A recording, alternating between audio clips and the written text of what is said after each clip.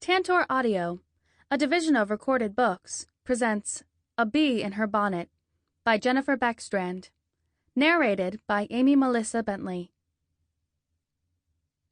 Chapter 1. Poppy Christner was screaming her lungs out. Well, she wasn't exactly screaming. More like yelling, as if she were mad as a wet hen and everybody within a mile was going to hear about it. Even though Luke couldn't see her around the bend in the road, that shrill voice certainly belonged to Poppy. She'd spent too many recesses in primary school yelling at Luke for him not to recognize it. Poppy always seemed to be irritated about something. He furrowed his brow and snapped the reins to get the team moving a little faster. Not that a team pulling a wagon laden with wood would ever win a race, but he wanted to see why Poppy was making all the racket, and he hoped to get there before Christmas time. Even though she sounded more angry than distressed, Poppy might be in trouble. Maybe he could help. A smirk tugged at his lips. Maybe he would need to rescue the person being yelled at. When his wagon lumbered around the bend, it took him a second to make sense of what he saw. Poppy, unapologetic tomboy and Luke's nearest neighbor, jogged alongside an old rusted-out car, yelling at the driver as the car inched slowly down the dirt road in front of Poppy's farm. She clutched the top of the driver's side window as if the mere touch of her fingers could keep the car from speeding off. Hold on there. Only when Luke brought the horses to a stop did he realize that the window was almost completely closed, with Poppy's hand stuck between the top of the window and the car door. The driver had rolled up his window on Poppy's hand, and she had no choice but to jog alongside the car or be dragged down the road. Luke's heart all but leapt out of his chest. If that car sped up, Poppy could lose her arm. No wonder she was shouting at the top of her lungs. "Roll down this window right now," she yelled. "Let me go!" Whoever was behind that windshield didn't seem to care that he might rip Poppy's fingers off with a careless foot to the gas pedal. Without a moment's hesitation, Luke vaulted into the back of his wagon and pulled out the long crowbar from his toolbox. He jumped from the wagon bed and raced toward the car. "Don't be afraid, Poppy," he called. She turned her eyes in his direction. "I'm not afraid," she snapped, as if he'd insulted her. Not acting the least bit surprised that Luke had appeared to rescue her, she glared at her own reflection in the tinted car window. "Show your face, you coward!" Luke planted his feet 3 yards in front of the car, looked daggers at the figure behind the windshield, and didn't even flinch as the car inched closer. If they ran him over, they ran him over. He wouldn't stand aside and let a girl get hurt. Holding the crowbar aloft, as if he was about to take a swing, he yelled loud enough for the driver to hear. "Roll down your window and let her go." "And be prepared to answer for your sins," Poppy added. Luke wasn't sure what sins Poppy wanted the driver to answer for, but now was not the time for her to make such a demand. Righteous indignation would only make it more likely that she would be parted from her fingers. The windshield was so dirty, Luke couldn't make out the face of the driver, but the person in the passenger seat ducked his head and pulled his wide-brimmed straw hat over his face. The car kept right on coming, slowly but still on course to smash Luke like a bug. He held his breath and raised the crowbar higher. "Stop the car or I'll take out your headlights." He didn't know if a threat broke his vow of nonviolence, but he could consider that question when he wasn't about to get plowed over. The bigger question was whether the driver cared if his headlights were taken out. The car looked to be in pretty bad shape. What was one more dent? The car kept coming, still dragging Poppy by the hand, still on course to imprint a tire mark on Luke's chest. His heart pounded against his ribcage so hard he could feel it in his throat. Would whoever was driving really mow down a defenseless Amish boy? Well, he wasn't completely defenseless, but he felt pretty certain a crowbar didn't stand much of a chance against the hunk of metal rolling toward him. He saw movement behind the windshield and heard the two people in the car yelling at each other, loudly. He hoped that whoever wanted to set Poppy free would win the argument. Luke would rather not die with a weapon in his hand. What would the bishop say? The car jerked to a stop, and Luke heard a squeaky groan, much like the hum of one of Poppy Christner's beehives in springtime. The driver's side window stuttered open about 3 inches. In a flash, Luke raced to the side of the car, grabbed Poppy around the waist, and pulled her back just as the driver gunned the engine and drove away, spitting gravel and dust 20 feet into the air. Poppy pried herself from his grasp faster than he could put a hammer to nail. With her gaze glued to the disappearing car, she took several quick steps down the road before stopping. Was she considering chasing after the car on foot? With her back to him, she stood motionless and stared in the direction the car had gone, almost as if she were longing for it to return. Her labored breathing matched his own. They were both shaken up. He'd nearly been run over, and she'd nearly lost her hand. Or worse. He'd probably saved her life. Luke Bontranger comes to the rescue. You're welcome, Poppy Christner. Poppy, are you okay? He said, because she was waiting a wonderful long time to express her undying gratitude. Poppy, he said again, is your hand okay? With posture as rigid as a flagpole, she spun on her heels and glared at Luke as if she were about to smack him in the face, which was not altogether unheard of. She had once given him a bloody nose. No one was as unpredictable or as aggravating as Poppy Christner. It was why Luke usually steered clear of her. But wasn't she grateful that he hadn't avoided her today? Wouldn't she at least thank him for saving her life with his crowbar? A fire raged behind her eyes. Why did you do that? Maybe because that man was about to rip your hand off, he said, returning her scowl. His sarcasm only made her madder. I was trying to get a good look at his face. Believe me, you were never going to get a good look. The only thing you were sure to get was a new nickname. She narrowed her eyes. Oh, really? Poppy Five Fingers. A hint of disdain played at her lips. I had everything under control. Unless he decided to drive off and take your fingers with him. I needed to see his face, Luke Bontranger, and you ruined everything. He clenched his jaw. Next time I'll let you get run over. I hope you do, she replied.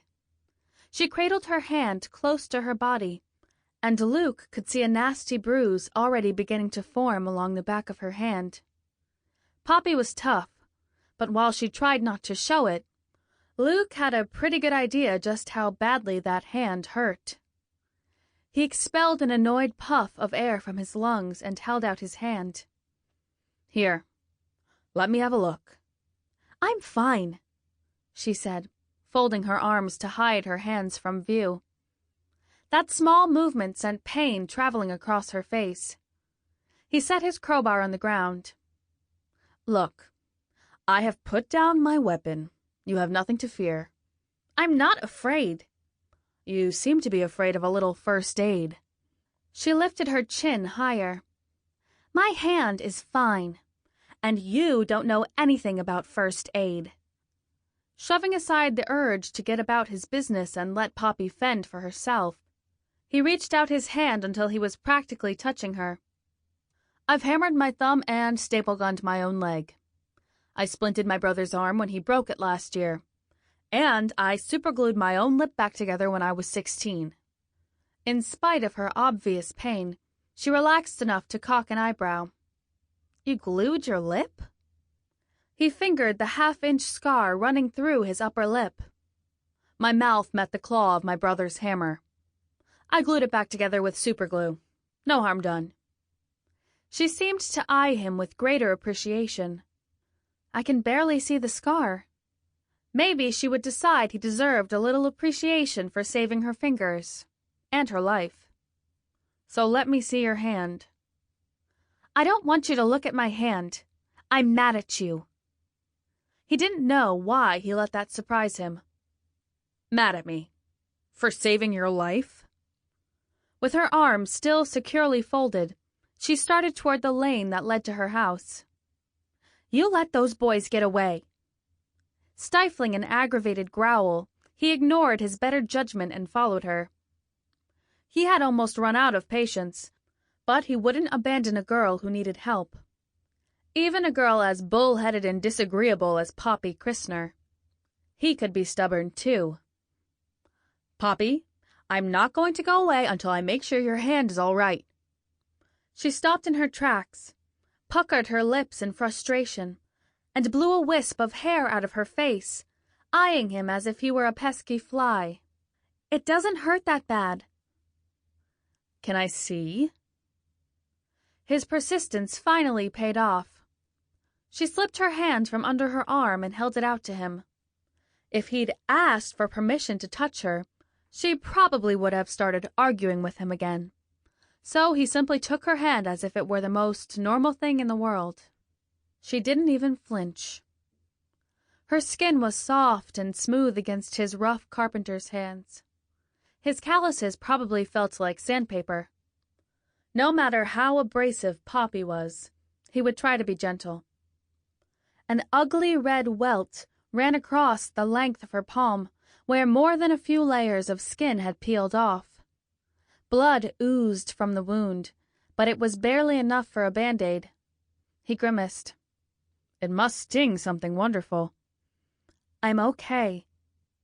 She stared straight ahead, her face a mask of cool detachment, as if she couldn't care less about her hand. Luke knew better. He could hear her unsteady breathing and sense the trembling just below the surface of her calm exterior. She was hurting, but being Poppy, she had to be proud about it, especially in front of a boy. He slipped his fingers around her wrist and turned her hand so her palm rested on top of his. She tensed, but Luke didn't know if it was from the pain or embarrassment that they were practically holding hands. Not that he was embarrassed by her warm palm against his, or the smell of honey and vanilla that seemed to float about her. But she might be. A long purple bruise ran along the back of her hand just below her knuckles. The swelling had already begun. He looked up. She stared intently at him with those leaf-green eyes that always unnerved him a bit. The most important thing is to get some ice on it and then make sure it's not broken. By the grace of God, you still have your fingers. Where would one of the honeybee Schwesters be if she couldn't tend bees? Poppy might have curled her lips slightly at that. The Amish neighbors in Bienenstock, the settlement in northern Wisconsin where they lived, had nicknamed Poppy and her two Schwesters the Honeybee Sisters because they kept beehives, sold their honey at a local market, and made all sorts of wonderful goot honey desserts. He should have stopped at that, but he could never resist needling Poppy just a bit. Think of all the boys who would never get the thrashing they deserved if you only had one good hand. She yanked her hand from his and winced at the sudden movement. You know perfectly well that I don't hit boys anymore. That was when I was a girl, and I've grown out of it. Though for you, I might be willing to make an exception. I'd rather not be the exception. He casually twined his fingers around her wrist again, pulled her hand close, then pressed gently in search of broken bones.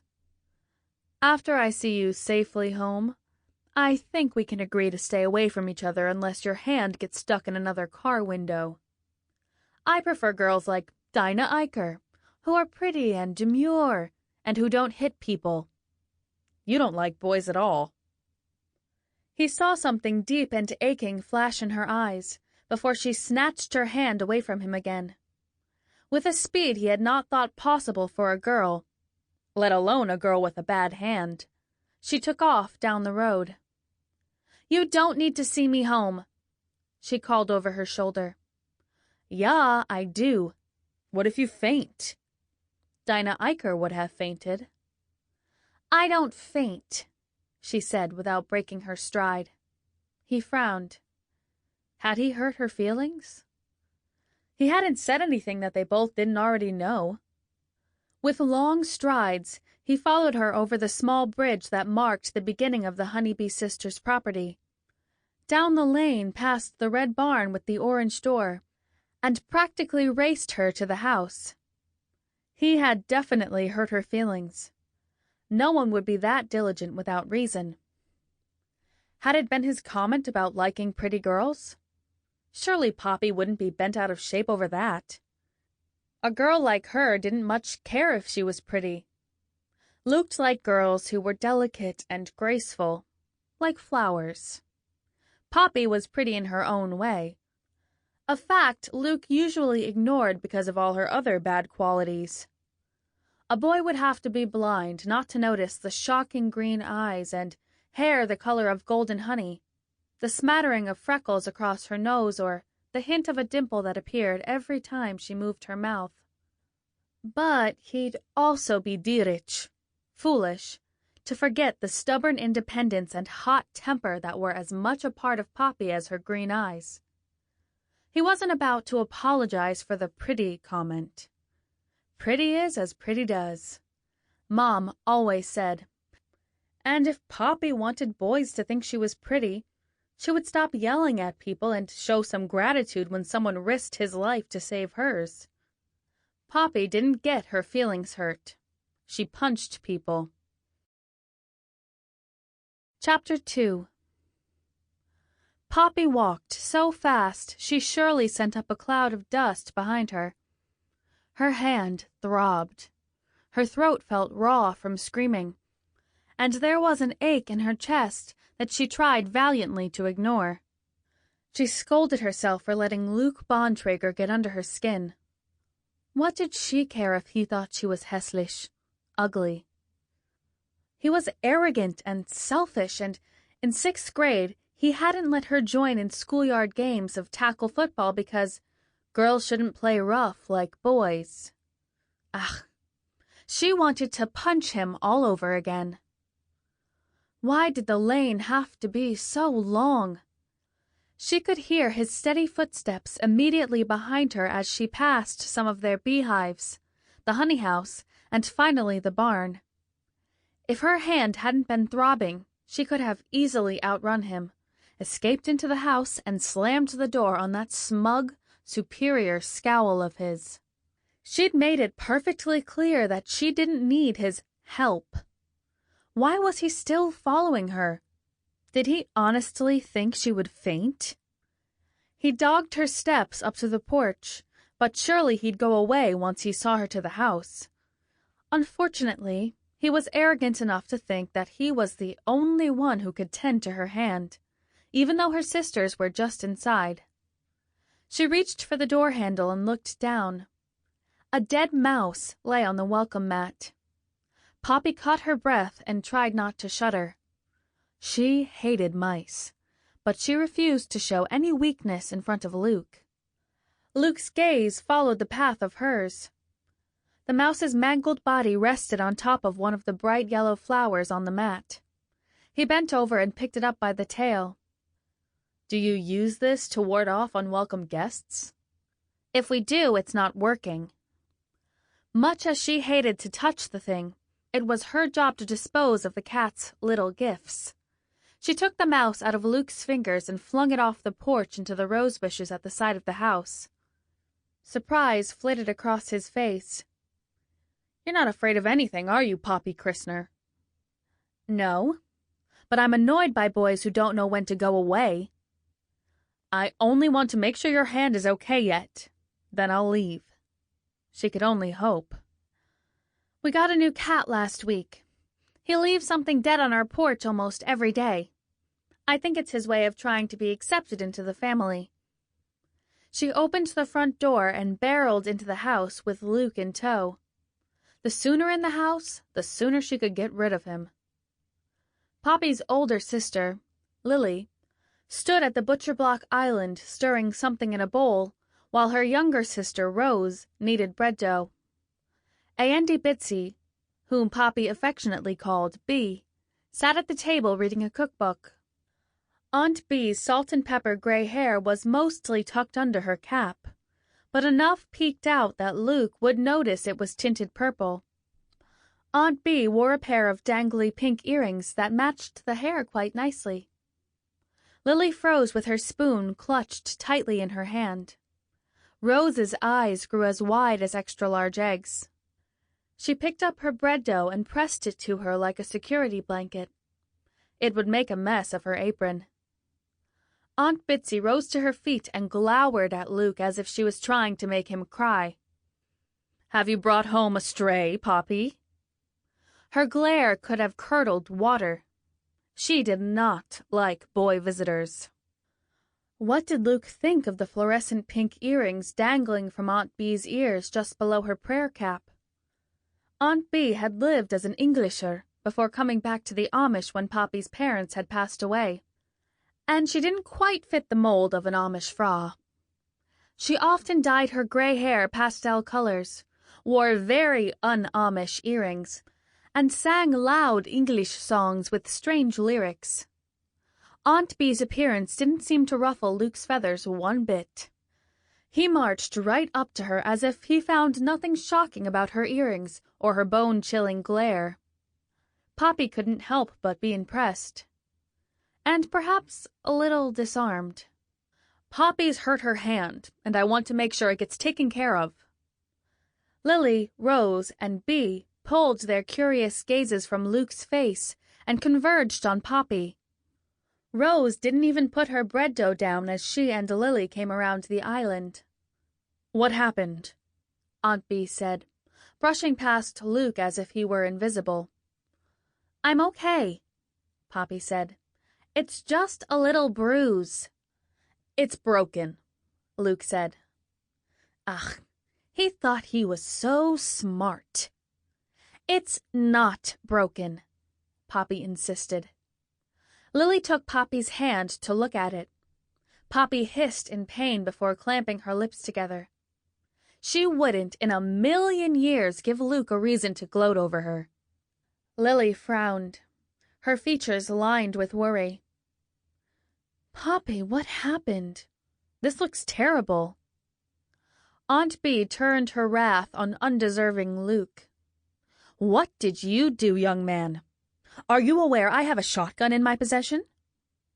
Luke didn't back down, not one bit. He remained unexpectedly calm at the threat of getting shot. "If it weren't for me, she wouldn't have any fingers left." Poppy lifted her chin.